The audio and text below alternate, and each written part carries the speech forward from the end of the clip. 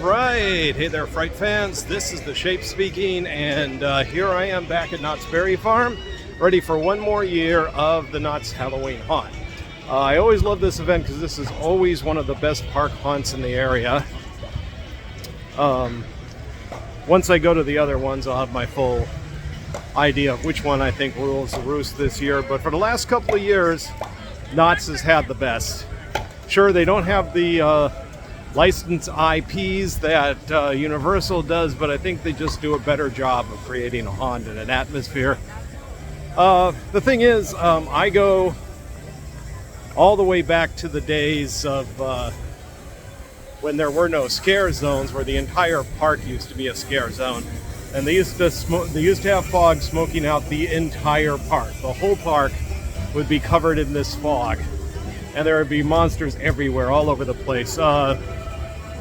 Couple of lawsuits from people who freaked out because they got scared when they went to something called Knott's Scary Farm, and we ended up with the scare zones, which I don't think that was first Knotts that did it, but it became a standard thing sometime after that.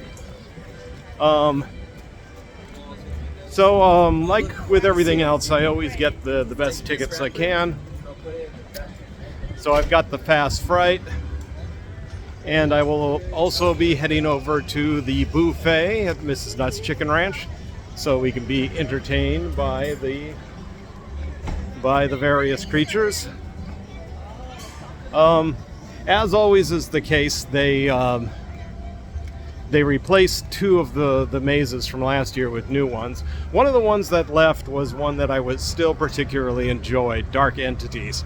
I really did like that maze. As a big fan of Alien and Alien knockoffs, Dark Entities was this spaceship set horror maze, and I always did like it. Not to mention the fact that I got a kick out of the way everybody pronounced it Darkened Titties. But yeah, so looks like there's lots of stuff in merch. Lots of mazes to go through tonight,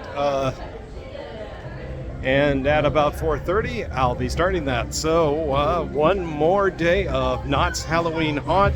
It's always a blast. I'll bet you it's one now. Quick add-on while I'm pulling in here at the Calico Saloon.